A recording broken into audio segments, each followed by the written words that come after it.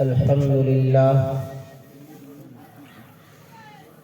لله وكفى وسلام على عباده الذين اصطفى أما بعد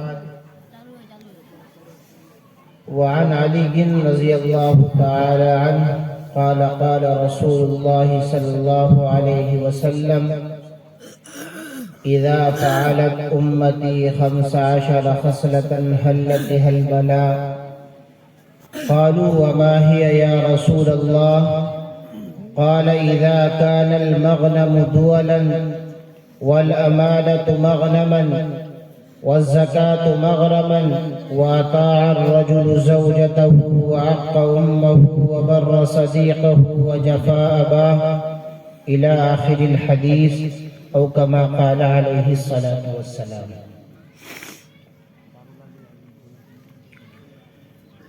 گھٹا سر پہ ادبار کی چھا رہی ہے، فلاکت سما اپنا دکھلا رہی ہے، نحوست پسو پیش منڈلا رہی ہے، چپو راست سے یہ صدا آ رہی ہے کہ کل کون تھے آج کیا ہو گئے تم، ابھی جاگتے تھے ابھی سو گئے تم۔ حاضرین محترم، رات کا تقریباً 1 بج چکا ہے۔ مبارکباد کے مستحق ہیں آپ سبھی حضرات کے دینی مجلس میں ابھی تک آپ حشاش بشاش طریقے سے بیٹھے ہوئے ہیں۔ میں نے جو حدیث پڑھی ہے اس میں اللہ کے نبی صلی اللہ علیہ وسلم ارشاد فرماتے ہیں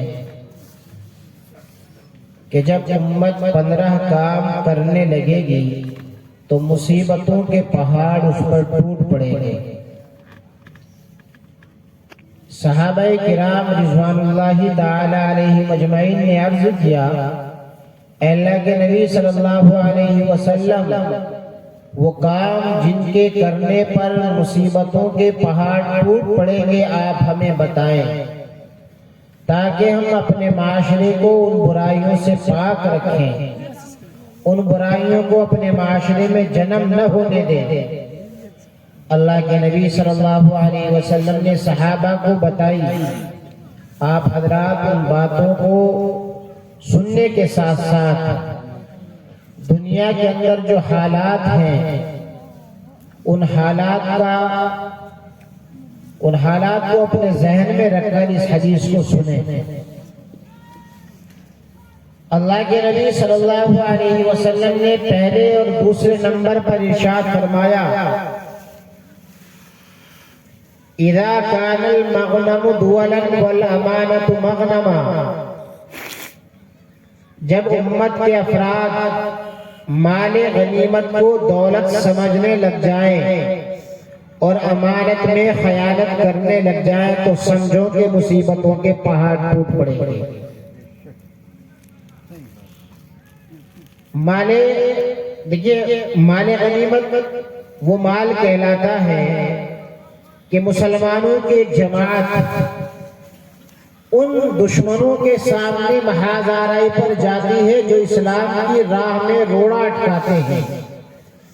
یہ مجاہدین اسلام کی سربلندی کے لیے دشمنان اسلام کے سامنے جب مقابلہ کرتے ہیں اور دشمن کو شکست ہو جاتی ہے، ان کا جو مال ان کو حاصل ہوتا ہے یہ مال غنیمت کہلاتا ہے۔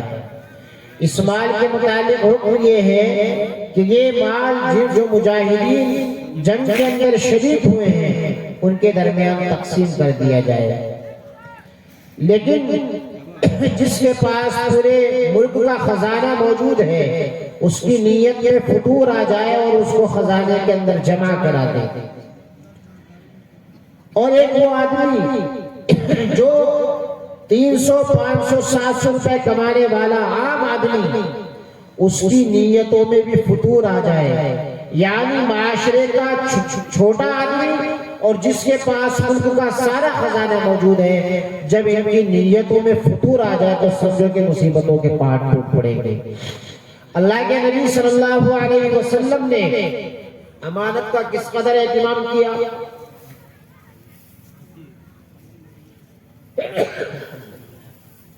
اللہ کے نبی صلی اللہ علیہ وسلم ہجرت فرما رہے ہیں، اور ہجرت کی رات اللہ کے نبی صلی اللہ علیہ وسلم کے پاس جو امانتیں تھیں، کن کی امانتیں تھیں؟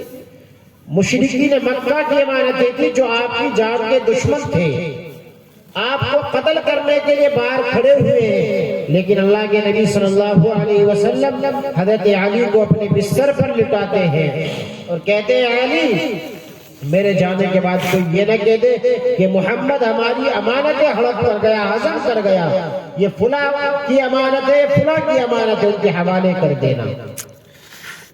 اسی پیغمبر کے ماننے والے ہم ہیں، ہمارے پاس کوئی 100 200 1000 2000 روپے دیتا ہے امانت کے طور پر، اور جب وقت پر مانگتا ہے تو کہتے ہیں کہ بھائی یہ مجھ سے خرچ ہو گئے تھے، دے دوں گا۔ امانت کے اندر جب خیانت ہونے لگ جائے تو اللہ کے نبی نے ارشاد فرمایا مصیبتوں کے پہاڑ ٹوٹ پڑیں گے۔ اللہ کے نبی نے ارشاد فرمایا لا ایمان لمن لا امانت له، اس شخص کا ایمان ہی نہیں ہے جس کو امانت کی پاسداری نہیں ہے۔ تیسرے نمبر پر اللہ کے نبی نے ارشاد فرمایا جب امت زکوٰۃ کو ٹیکس سمجھنے لگ جائے تو سمجھو کہ مصیبتوں کے پہاڑ ٹوٹ پڑیں گے۔ چوتھے، پانچویں اور چھٹے اور ساتویں نمبر پر اللہ کے نبی نے ارشاد فرمایا وَأَطَاعَ الرَّجُلُ زَوْجَتَهُ وَعَقَّ أُمَّهُ وَبَرَّ صَدِيقَهُ وَجَفَا أَبَاهُ، جب بیوی کی اطاعت اور ماں کی نافرمانی، دوست کے ساتھ بھلائی اور باپ کے ساتھ ظلم ہونے لگ جائے تو سمجھو کہ مصیبتوں کے پہاڑ ٹوٹ پڑیں گے۔ اللہ رب العزت نے قرآن حکیم میں جہاں اپنے حقوق کو بیان کیا، اللہ نے ملا کر ماں باپ کے حقوق کو بیان کیا۔ پہلے ہی پارے میں ارشاد فرمایا وَإِذَا أَخَذْنَا مِيثَاقَ بَنِي إِسْرَائِيلَ لَا تَعْبُدُونَ إِلَّا اللَّهَ، ہم نے بنو اسرائیل سے عہد لیا کہ وہ اللہ کے علاوہ کسی کی عبادت نہ کریں۔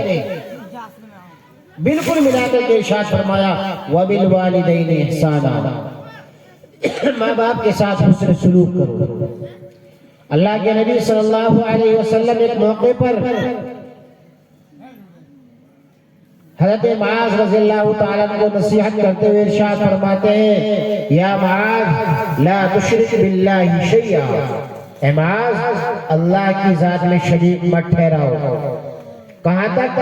وَإِن قُتِلْتَ وَحُرِّقْتَ، اگرچہ تمہیں قتل کر دیا جائے، تمہیں جلا دیا جائے، یعنی اگر کوئی تمہاری کنپٹی پر بندوق رکھ کے یا تمہارے سینے پر چھری تان کر کے کہے کہ اللہ کے علاوہ بھی کسی سے کچھ ہوتا ہے، اللہ کے علاوہ بھی کوئی معبود ہے، یہ ہمارے اصول کو مان لو نہیں تو ہم تمہیں قتل کر دیں گے یا جلا ڈالیں گے۔ اللہ کے نبی فرماتے ہیں قتل ہو جانا، مر جانا، جل جانا، اللہ کی ذات میں شریک مت ٹھہرانا۔ بالکل ملا کر کے ارشاد فرماتے ہیں وَلَا تَعُقَّنَّ وَالِدَيْكَ وَإِنْ أَمَرَاكَ أَن تَخْرُجَ مِنْ أَهْلِكَ وَمَالِكَ، ہرگز اپنے ماں باپ کی نافرمانی نہ کرنا، اگرچہ تجھے وہ اس بات کا حکم دے کہ اپنے مکان کو خالی کر دو۔ اللہ کے نبی فرماتے ہیں مکان خالی کر دینا، چلے جانا، ماں باپ کو اف نہ کر دینا۔ لیکن ایسا وقت آ جائے کہ ماں کی بات کو ٹھکرایا جانے لگے، بیوی کی بات کو اہمیت دی جائے، اور اسی طریقے سے جب دوست آپ کے ملاقات کے لیے آئے تو کئی طرح کی ڈش اس کے دسترخوان پر سجا دی جائے، اور جب باپ پیسے مانگے دوائی کے لیے تو آپ کی ناک کے اوپر، آپ کی پیشانی پر پھل پڑ جائے۔ اللہ کے نبی فرماتے جب ایسے حالات پیدا ہو جائیں گے، بیوی کی اطاعت، ماں کی نافرمانی، دوست کے ساتھ بھلائی اور باپ کے ساتھ ظلم ہونے لگ جائے تو سمجھو کہ مصیبتوں کے پہاڑ ٹوٹ پڑے۔ 8ویں نمبر پر اللہ کے نبی نے ارشاد فرمایا وَارْتَفَعَتِ الْأَصْوَاتُ فِي الْمَسَاجِدِ، جب مسجدوں کے اندر شور اور ہنگامہ ہونے لگ جائے۔ دنیا کے اندر جو سب سے زیادہ پاکیزہ جگہ ہوتی ہے ان جگہوں پر مسجد آباد ہوتی ہے، اور بدترین جو جگہ ہوتی ہے ان پر بازار لگتے ہیں۔ جب بازار والا شور مسجدوں میں ہونے لگ جائے تو مصیبتوں کے پہاڑ ٹوٹ پڑیں گے۔ آگے اللہ کے نبی نے ارشاد فرمایا وَكَانَ زَعِيمُ الْقَوْمِ أَرْذَلَهُمْ، کہ لوگ اپنا سردار سب سے گھٹیا آدمی کو بنا لیا گیا، جبکہ اللہ کے نبی صلی اللہ علیہ وسلم نے آپ کے وصال کے بعد صحابہ کرام نے حضرت ابوبکر صدیق رضی اللہ تعالیٰ کو خلیفہ بنایا۔ وہ سب سے برگزیدہ شخصیت کے حامل تھے، لیکن جب لوگ کمینہ ابن کمینہ کو اپنا سردار بنائے تو سمجھو کہ مصیبتوں کے پہاڑ ٹوٹ پڑے۔ آگے ارشاد فرمایا وَأُكْرِمَ الرَّجُلُ مَخَافَةَ شَرِّهِ، جب کسی انسان کی تعظیم اس کے شر سے بچنے کے لیے کی جانے لگے۔ کیا مطلب؟ ایک آدمی کو سلام کیا جا رہا ہے، خان صاحب السلام علیکم، چودھری صاحب السلام علیکم، یہ سلام کیوں کیا جا رہا ہے؟ یہ اس لیے کیا جا رہا ہے کہ خان صاحب پولیس کے دلال ہیں، اگر اس کو سلام نہیں کریں گے تو کسی کیس میں اٹھوا دیں گے۔ یہ سلام اس لیے کیا جا رہا ہے، جبکہ سلام انسان کو دعا اور رحمت دینے کے لیے کی جاتی ہے، اور یہاں پر الٹا ہو رہا ہے۔ میں تھوڑا آہستہ آہستہ اس لیے چل رہا ہوں چونکہ وقت بہت ہو چکا ہے۔ آگے اللہ کے نبی صلی اللہ علیہ وسلم ارشاد فرماتے ہیں کہ جب شراب پی جانے لگے اور ریشم پہنا جانے لگے، اللہ کے نبی صلی اللہ علیہ وسلم نے مردوں کے لیے سونا اور ریشم کا لباس یہ حرام قرار دیا ہے۔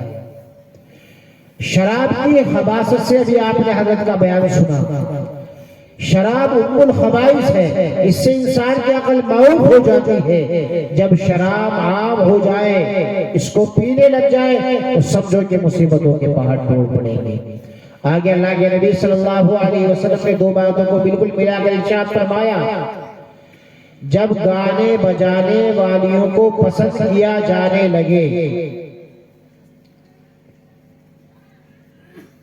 اس کے علماء نے دو مطلب بیان کیے ہیں۔ ایک مطلب تو اس کا یہ ہے کہ معاد عائشہ صدیقہ للبنات کے لیے ناظم صاحب گھر گھر پر دستک دے، گھر گھر جا کر کے اعلان کرائے کہ ہم فلاں تاریخ میں جلسہ کر رہے ہیں، آپ حضرات تشریف لائے، دارالعلوم دیوبند سے اور علاقے کے علماء بزرگ شخصیات تشریف لا رہی ہیں۔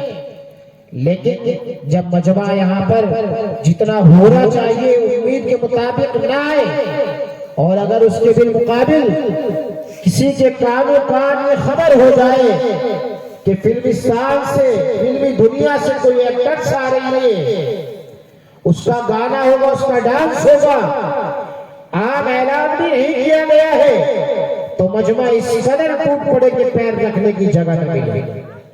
تو گویا کہ گانے بجانے کو پسند کیا جا رہا ہے۔ دوسرا اس کا مطلب یہ ہے کہ ہماری وہ بچیاں جن کے دل میں اللہ کا خوف ہے، نمازوں کی پابند ہیں، ان کے ماں باپ رشتوں کے لیے گھر گھر پر دستک دیں، لیکن ہر جگہ سے مایوسی آئے، لیکن وہ بچیاں جو گانے بجانے کا کام کرتی ہیں وہ اپنے ماں باپ سے کہتی ہیں آپ میرے شادی کی فکر نہ کریں، میں نے اپنا بوائے فرینڈ تلاش کر لیا، میں اسی سے شادی کروں گا۔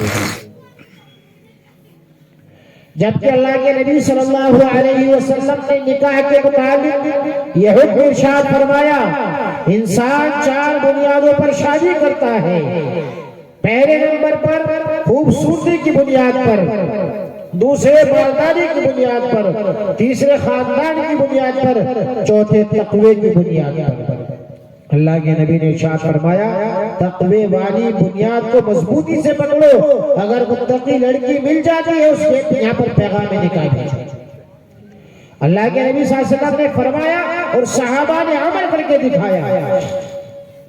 خلیفہ 2 عمر فاروق رضی اللہ تعالیٰ عنہ، آدھی دنیا پر حکومت ہے آپ کی، آج کے حکمرانوں کی طرح رات کے بستر پر سوتے نہیں تھے بلکہ رات میں گشت فرما رہے ہیں۔ ایک بوسیدہ سا ٹوٹا ہوا مکان ہے، آپ وہاں پر دیکھتے کچھ آواز آ رہی ہے، کان لگاتے ہیں تو آواز آتی ہے، ایک بڑھیا اپنی بیٹی سے کہہ رہی ہے بچی جانور کا دودھ نکال لو۔ اس نے کہا امی جان میں نے دودھ نکال لیا. کہنے لگی اس میں تھوڑا سا پانی ملا دو. کہا کہ امی جان امیر المومنین نے دودھ میں پانی ملانے سے منع کیا ہے. وہ بوڑھی کہتی ہے بیٹی عمر ہمیں یہاں پر تھوڑی دیکھ رہا ہے. وہ لڑکی کہتی ہے امی جان عمر تو ہمیں یہاں پر نہیں دیکھ رہا ہے لیکن عمر کا رب تو ہمیں یہاں پر دیکھ رہا ہے. یہ بات سنی, گشت مکمل کیا. صبح کو مجلس سے 2 صحابی کو بھیجا کہ جاؤ فلاں مکان میں میرے بچے کا پیغام نکال لے کر کے جاؤ. ایمانداری سے سوچ کے بتاؤ کہ عمر فاروق جن کی آدھی دنیا پر حکومت ہے, جس گھرانے میں بھی وہ پیغامی نکاح بھیجتے کیا کہیں کوئی ٹھکرا سکتا تھا پیغامی نکاح. لیکن آپ ایک بوسیدہ مکان میں جس کے گھر کا گزر ایک جانور کے دودھ سے ہوتا ہے, جانور کا دودھ پیتے ہیں اور اس کو بیچ کر گھر کے اخراجات مکمل کرتے ہیں. شادی ہوئی, اللہ نے اسی نسل میں عمر ابن عبدالعزیز پیدا کیا. آخری نمبر پر اللہ کے نبی صلی اللہ علیہ وسلم نے ارشاد فرمایا وَلَعَنَ آخِرُ هَذِهِ الْأُمَّةِ أَوَّلَهَا. جب امت کے آخری لوگ پہلے لوگوں کو برا بھلا کہنے لگے. کیا مطلب؟ صحابہ کرام رضوان اللہ تعالی علیہم اجمعین جنہوں نے نبی علیہ السلام سے براہ راست قرآن سنا, سیکھا, حدیث پڑھی اور ہم تک پہنچائی ہے. اللہ کے نبی فرماتا اصحابی کالنجوم, میرے صحابہ ستاروں کے مانند ہیں, تم جس کی بھی اقتداء کرو گے ہدایت پا جاؤ گے. اگر ان میں سے کسی کی بھی تنقیص ہو, ان کو برا بھلا کہا جائے تو پھر دین کہاں محفوظ رہا. اس لیے کہ دین تو ہم تک انہی کے واسطے سے پہنچا ہے کہ امت کے آخری لوگ پہلے لوگوں کو برا بھلا کہنے لگے تو سمجھو کہ مصیبتوں کے پاٹ ٹوٹ پڑیں گے. اور آگے اللہ کے نبی فرماتے فَلْيَرْتَقِبُوا عِنْدَ ذَلِكَ رِيحًا حَمْرًا. جب یہ 15 باتیں جو میں نے آپ کو تفصیل سے بتائی, اگر یہ باتیں امت کے اندر پیدا ہو گئی تو سرخ آندھیوں کے آنے کا انتظار کرو, آسمان سے آگ برسے اس کا انتظار کرو. تمہاری جو خوبصورت شکلیں ہیں ان شکلوں کے بدل جانے کا انتظار کرو یا زمین میں دھس جانے کا انتظار کرو. آج جو ہم پر حالات ہیں, اگر حدیث کی روشنی میں غور و فکر کریں تو کیا ان میں سے کون سی برائی ایسی ہے جو امت میں نہیں پائی جائے گی.